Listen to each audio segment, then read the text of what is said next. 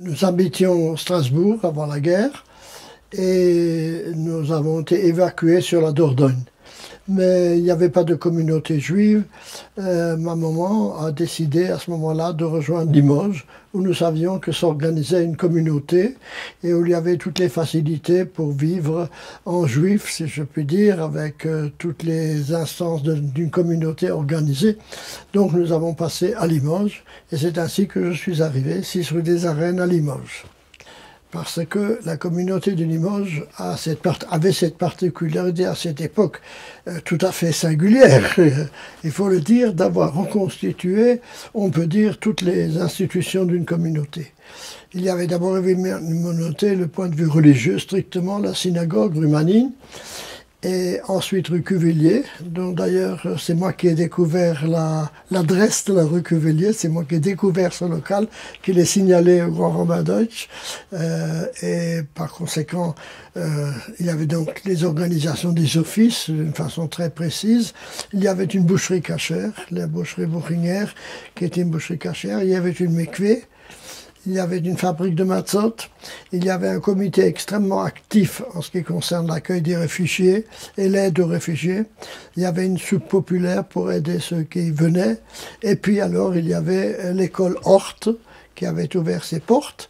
Et je suis resté un an, à peu près un an et demi, à cette école Hort, dans laquelle, qui était une école professionnelle, moi, je faisais partie du département de la radio. Et donc, j'ai suivi des cours aujourd'hui on dirait d'électronique. À l'époque, c'était purement la radio. Et c'est là, plus particulièrement, que j'ai eu comme professeur d'instruction religieuse le grand rabbin Deutsch également. Et vers 1942, je crois, le grand rabbin, sur les instances du grand rabbin Libert, et du consistoire, par conséquent, a fondé à Limoges un petit séminaire. Ce petit séminaire, qui s'appelle Petit Séminaire Israélite Limoges, le PSIL, était destiné à recruter déjà des élèves qui pourraient être des futurs cadres ou des futurs rabbins, puisqu'il s'agissait d'une succursale du séminaire israélite de France qui était réfugié à Clermont-Ferrand. Et donc, ils avaient contacté le grand rabbin Deutsch parce que c'était une communauté, comme disant, qui avait beaucoup de juifs et qui, d'autre part, était, comme je l'ai souligné déjà, très très structurée, où il y avait toutes les instances et donc une population assez importante. Tout cela a créé une atmosphère d'émulation. Tout cela a créé une atmosphère d'émulation et de volonté de travail qui était tout à fait exceptionnelle. Il faut ajouter aussi qu'il y avait des matières juives qui étaient enseignées. Et là aussi, le programme était tout à fait, je dirais, révolutionnaire. Dans ce sens que nous avions jusqu'à présent seulement des cours du Talmud Torah, c'est-à-dire très confessionnels. Là, pour la première fois, il y a eu un effort pour une langue parlée, l'ivrite, ce qui à l'époque était absolument inconnu. Je rappelle que le grand rabbin était le premier rabbin de France qui parlait l'hébreu. Et là, nous avons également eu des cours de littérature juive, des poèmes que nous n'avions pas connus avant du tout. Donc, et une méthode pédagogique. Le grand rabbin Deutsch était un pédagogue extrêmement avisé, qui était aussi une participation très active des élèves. Enfin, bref, je vous dirais qu'il y avait une atmosphère de travail absolument exceptionnelle. Il faut aussi dire que durant toute cette période, il n'a cessé d'arriver à Limoges constamment de nouvelles personnes. Des juifs étrangers, beaucoup, mais également des juifs français, et d'autres qui étaient de passage, qui, vous savez, c'était une sorte de désert, et chacun essayait de trouver un havre, et on savait qu'à Limoges, on pouvait s'adresser à une organisation d'aide extrêmement efficace, et beaucoup ont passé par là. Certains se sont fixés, d'autres également, c'était seulement un lieu de passage, mais mais on ressentait toute cette atmosphère. Pour vous donner un exemple, le grand rabbin travaillait chez lui beaucoup et recevait les gens. Son antichambre était constamment pleine. constamment. Il y avait des gens sans arrêt qui passaient, qui demandaient l'un un papier, l'autre de l'aide financière, l'autre un soutien pour une soupe populaire, etc. D'autres pour des besoins religieux, des tefilines ou des religieux. Tout cela créait une atmosphère qui est aujourd'hui difficilement représentable parce qu'on ne s'imagine pas, n'est-ce pas, parce que c'est toutes les restrictions qu'il y avait. Il n'y avait pas tout à manger, il y avait une pénurie extrêmement grande. Je garde l'image d'une population hétérogène, extrêmement hétérogène, dont tout de même la base était plutôt alsacienne. Mais pas uniquement. Enfin, alsacienne, il faut dire aussi alsacienne par le fait qu'il y avait des juifs originaires d'Alsace de vieille date qui étaient réfugiés et en Dordogne et dans le Limousin. Et puis il y avait aussi les Juifs qui étaient arrivés en Alsace de l'Europe de l'Est et qui par conséquent n'étaient pas alsaciens mais qui vivaient en Alsace et dont beaucoup se sont retrouvés et à Périgueux et à Limoges. Donc une population très hétérogène. Je dois dire aussi une population hétérogène au point de vue de la croyance religieuse. Il y en avait de très attachés à la croyance religieuse, beaucoup, et il y en avait qui naturellement étaient traditionalistes dans l'ensemble, et il y en a qui étaient très détachés. Pour vous dire, donc par conséquent, c'était une population très diverse qui venait, aussi bien ceux qui s'étaient établis à Limoges que ceux qui venaient de passage. De ce point de vue-là, je crois que Limoges était exceptionnel, par le fait que la communauté groupait tout le monde. Il n'y avait pas de différence. Il faut dire que l'autorité du grand rabbin et son activisme vraiment sur tous les points, aussi bien sociaux, religieux, éducatifs, était très général, donc son autorité était établie et il tenait beaucoup à ce qu'il y ait une communauté qui soit unie. Le grand rabbin tenait beaucoup à ce qu'il y ait cette unité. Et j'ai retiré dans mon souvenir de Limoges une communauté unie qui d'ailleurs vivait sous une certaine pression extérieure évidemment qui favorisait cette unité et qui faisait que les différences qu'il pouvait y avoir s'estompaient automatiquement du fait que la situation l'exigeait. Mais ce que je me souviens, c'est que d'abord, il y avait une soupe populaire dont j'ai déjà parlé, qui était importante, qui recevait beaucoup, qui était dirigée par M. Sandler. Et il y avait également là, dans la rue Guignol, donc par conséquent là où était cette soupe populaire, où il y avait l'UGIF, je crois, également. Je sais que les gens passaient beaucoup par là et on les recevait beaucoup et on les soutenait financièrement.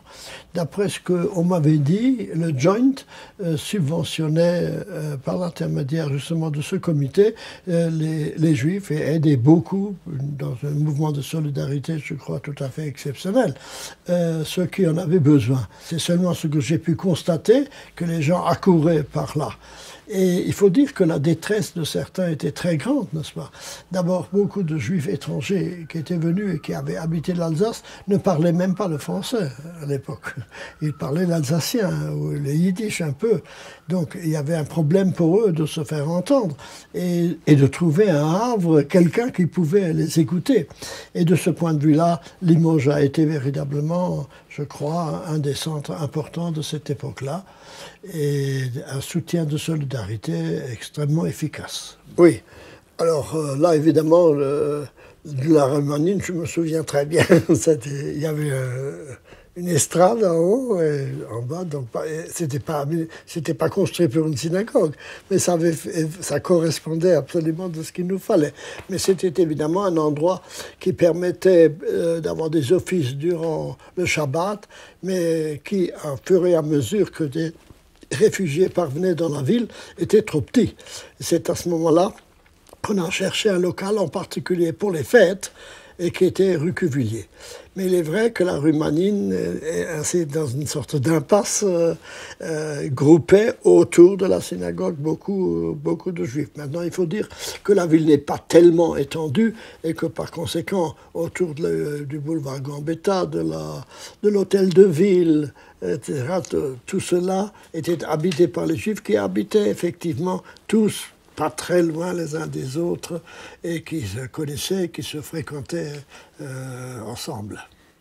Oui, alors la rue des Clochers, je me souviens très bien, c'est une rue en pente qui, de la place d'Aisne, débouche vers la rue. Et c'est une rue où on se promène. Une rue, il y avait des magasins, beaucoup de magasins. Et c'est un peu drôle, mais moi je me souviens particulièrement de la maison du café, qui lorsque nous sommes arrivés, avait encore du très beau café, qui à fur et à mesure que ça s'est passé, elle avait beaucoup moins.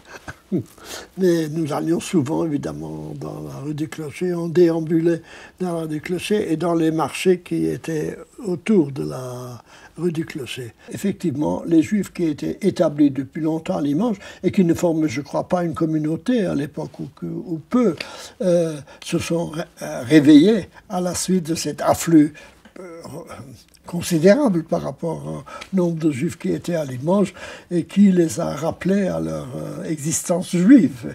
Et existence juive non seulement existentiellement par le fait ethnique, mais qui leur a montré qu'il y avait également des valeurs dans ce judaïsme qu'il méritait d'être pris en considération. Je me souviens vaguement d'un Götzschel.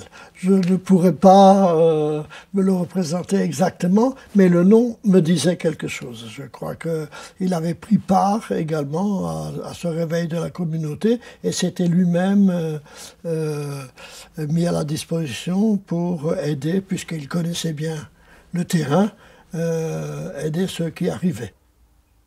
Je ne peux y répondre qu'a posteriori. En ce qui me concerne personnellement et ma famille est d'origine polonaise. Et par conséquent, elle a vécu entre les deux guerres, elle est venue entre les deux guerres à Strasbourg et a vécu à Strasbourg donc un certain nombre d'années sans être véritablement intégrée à ce que vous appelez la République. Je veux dire par là qu'ils avaient effectivement trouvé en France un havre de sécurité. Et grâce à leur fils qui était né déjà français, ils avaient eux-mêmes la nationalité française et mon père a été mobilisé comme soldat français. Mais on ne peut pas dire qu'ils avaient éprouvé le même sentiment d'égalité avec l'ensemble de la population française. Pour vous dire que jusqu'à la guerre, mes parents ne parlaient pas français et se débrouillaient en alsacien à Strasbourg et dans les environs. Et il y en avait beaucoup de comme ça. J'imagine que, évidemment, une grande partie du judaïsme français avait été assimilé et avait reconnu dans la République la possibilité de vivre une vie égalitaire totale à la suite de la Révolution française et par conséquent participait, comme vous le dites, à l'esprit républicain totalement.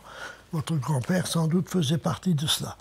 Il est certain que ceux qui étaient de cette obédience ne pouvaient pas ne pas ressentir un certain désarroi devant ce qui se passait. Puisque tout de même, on prenait conscience quand même que Vichy avait abandonné les Juifs, il y avait un statut des Juifs, les Juifs étaient exclus de certaines professions, les Juifs étaient exclus de tous les emplois publics, donc on ne pouvait pas ne pas s'interroger sur le rapport particulier des Juifs avec la République. En tout cas, l'organisation de la communauté à Limoges permettait à ceux qui voulaient participer, même en dehors de l'aspect strictement religieux, de trouver leur place pour s'y intégrer. Et en particulier, cette notion de solidarité envers les autres était très développée, et je suppose que votre grand-père a trouvé là un lieu pour s'investir et à ressentir une solidarité, je dirais, strictement humaine avec ceux qui en avaient besoin. Mais le fait que ce calendrier ait pu sortir dans des circonstances où on se trouvait, c'est une preuve d'une vitalité très extraordinaire. Parce que imaginez, avoir du papier à ce moment-là était un problème. C'était un problème, il n'y en avait pas. Il fallait avoir recours à des stratagèmes pour pouvoir avoir du papier. Je ne parle pas de l'impression, parce que c'était imprimé avec des caractères hébraïques à Limoges. Je ne vois pas qu'il y ait eu un autre endroit en France où il y a eu cette manifestation comme il y a eu à Limoges. Ce Naphtali Grunewald vivait également à Limoges.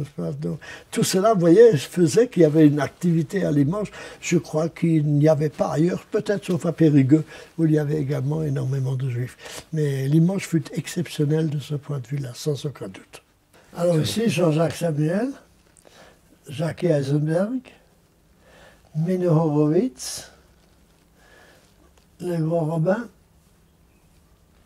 Franck, Michel Deutsch, et je crois que ça c'est Moshe Katan, mais j'en suis pas tout à fait sûr.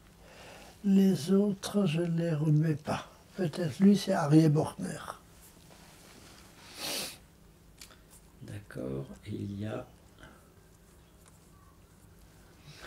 Alors là, vous avez les mêmes, ou presque, Arié Bortner, moi-même, Mélo Gross, je ne sais plus comment il s'appelait, le rabbin qui est devenu ensuite à Mulhouse. Le rabbin de Mulhouse, et ça c'est Jacques Cohn, Max Warszawski, Weichselbaum, et les deux autres, je ne les connais pas. Enfin, je ne les reconnais plus.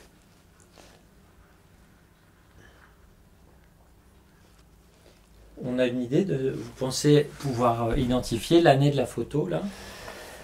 L'année de la photo, ça devait être en 42. Sans doute à l'été, vu les tenues ou le soleil. En 42.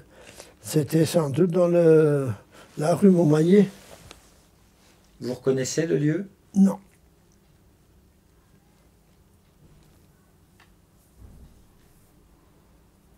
C'est là que vous avez appris l'hébreu? C'est là que j'ai commencé à apprendre l'hébreu, à parler. Ouais. Oui, c'est là que j'ai commencé. Mais très peu, c'est après que je l'ai développé, mais c'est là que j'ai commencé. C'était nouveau que l'on pouvait parler l'hébreu. Aujourd'hui, cela semble un peu spécial, mais le fait que l'on peut parler l'hébreu, qu'il ne soit pas la Bible, c'est une nouveauté. Ce n'était pas évident.